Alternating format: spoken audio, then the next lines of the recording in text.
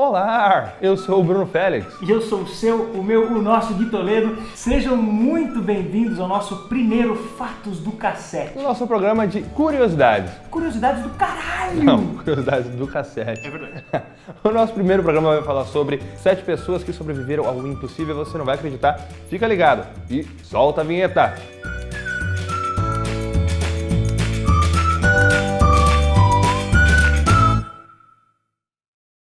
Mano do céu, Manda. essa história você tem que contar com provas, senão todo mundo vai te chamar de mentiroso. Vou te gravar. Vesna Vulovic é o nome da mulher. Seguinte, em 1972 ela era comissária de bordo e estava voando a 10 mil metros de altura quando uma bomba terrorista explodiu no avião que ela estava. 10 mil metros de altura, uma bomba terrorista, aconteceu com ela? Morreu, claro?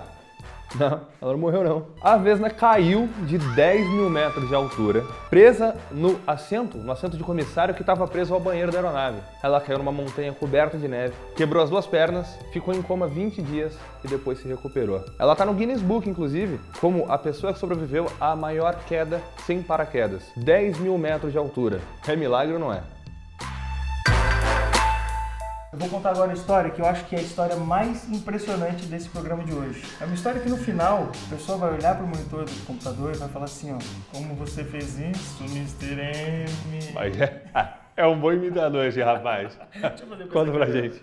Como você fez isso, Mr. M? Ai, meu Deus. No, God, please, no! Truman Duncan, funcionário de uma ferroviária, estava fazendo manutenção num vagão de 9 toneladas. O trem estava em movimento. Ele caiu, o trem passou em cima dele e cortou ele ao meio. Não estou exagerando. Ele foi cortado ao meio. Não pode ser. Não é ao meio, tipo 3/4, 2/8. Ele perdeu as pernas, ele perdeu a pelvis, ele perdeu um pedaço do rim. E o que você faz nessa hora? Se sou eu sempre choro. Truman Duncan pegou o celular, por sorte não foi partido ao meio, e telefonou pra emergência. Aí tem essa gravação, não é mentira, cara. Ele falou pra moça da emergência: olha, eu preciso de socorro, eu acho que eu fui partido ao meio. A emergência demorou 40 minutos pra chegar, porque estava num lugar muito distante. E nesse meio tempo ele ainda fez umas ligações, já tinha avisado a família dele que ele estava partido ao meio lá esperando a emergência chegar. Eu aposto que deve ter ligado num disque amizade qualquer, deve ter batido um papo com a galera. Meu, esse cara é muito louco. É o homem lagartixa. Truman Duncan, tá vivo, tá bem, tá feliz! Esse é tão impressionante que ele é conhecido como Milagre nos Andes. Vou contar o que aconteceu. Um avião da Força Aérea Uruguaia sobrevoava os Andes e caiu com 45 pessoas a bordo no meio das montanhas. Infelizmente, 29 pessoas morreram com a queda, porém 16 sobreviveram. Só que eles não tinham como sair dali, eles estavam no meio da neve, nevasca, pouca comida, pouca água e pouca esperança de vida também. Eles ficaram 72 dias nos Andes. E a situação era tão difícil que quando acabaram os mantimentos, eles praticaram canibalismo com o corpo do piloto que veio a falecer na queda. Depois de muito tempo, quando a esperança estava quase acabando, 2 deles tomaram coragem e caminharam por 10 dias pelos Andes até chegar num povoado muito distante e buscar ajuda. Todos os 16 sobreviventes foram resgatados com vida 72 dias da queda do avião. Não dá para acreditar que é verdade, mas é verdade. Brunão, sabe aquela história de que um raio não cai 2 vezes no mesmo lugar? Sim. Mentira. Como mentira? Completamente mentira. Como assim? Tem um cara chamado Roy Sullivan, que é guarda florestal, que foi atingido 7 vezes por raios. Não foi uma, não foram 2, foram 7 vezes. E ele morreu? Não morreu. Ele perdeu o cabelo, ele ficou com marca no peito, ele perdeu as unhas do pé, mas ele não morreu. O que eu acho mais esquisito dessa história, mais louco dessa história, é que o Roy Sullivan, depois de ter passado por tudo isso, cometeu suicídio. Aí você para e pensa, por que ele cometeu suicídio? Por causa de uma decepção amorosa! Oh, raios!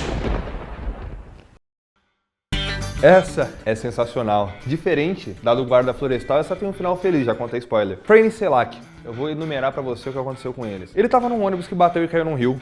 Ele sobreviveu. Ele tava abastecendo o carro dele e a bomba de gasolina explodiu.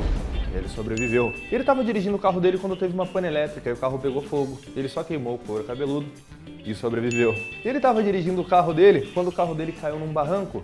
Ele sobreviveu. Ele foi atropelado por um ônibus. Ele sobreviveu. Depois de tudo isso, o cara teve tanto azar para acontecer, tanta tragédia com ele e tanta sorte para ele sobreviver, que ele ganhou $1 milhão na loteria.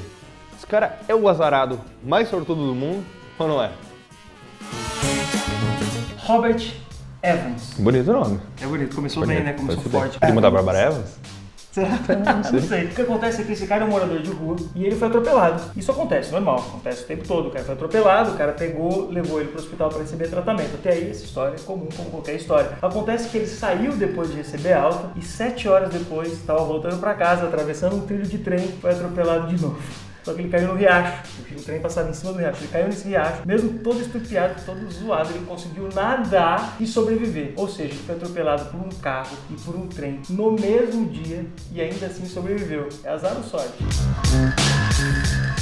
Seguinte, Gui Toledo, essa história é pra roqueiro nenhum botar defeito, eu vou explicar por quê. Mauro Prosperi, um policial italiano que também é corredor. Ele gosta de correr aquelas maratonas de resistência. Uma vez ele foi pra uma corrida no deserto, uma corrida fácil, 6 dias correndo no deserto, o dia inteiro e descansando à noite, claro. Porém, no 4º dia, ele foi vítima de uma tempestade de areia e perdeu o rumo. Foi pra direção errada e se perdeu no meio do deserto, sozinho, com pouca água e pouca comida. Ele andou, não se achava, acabou a água, ele começou a beber urina para não morrer. E quando ele estava no meio do nada, ele achou um templo muçulmano abandonado e ele se abrigou nesse lugar. Ele quase não tinha mais urina para beber. O que ele começou a fazer? A decapitar os morcegos desse lugar e beber o sangue deles. Olha que trash, Ozzy Osbourne aprende com ele, quando ele é verdade. Quando ele viu que ele não teria salvação, que ninguém acharia ele ali naquele lugar e que ele não tinha mais o que comer, o que beber, ele tentou se matar, ele cortou os pulsos, porém ele estava tão desidratado que o sangue dele estava grosso e ele não teve uma hemorragia. Só desmaiou, mas não morreu. Quando ele acordou, ele viu que estava vivo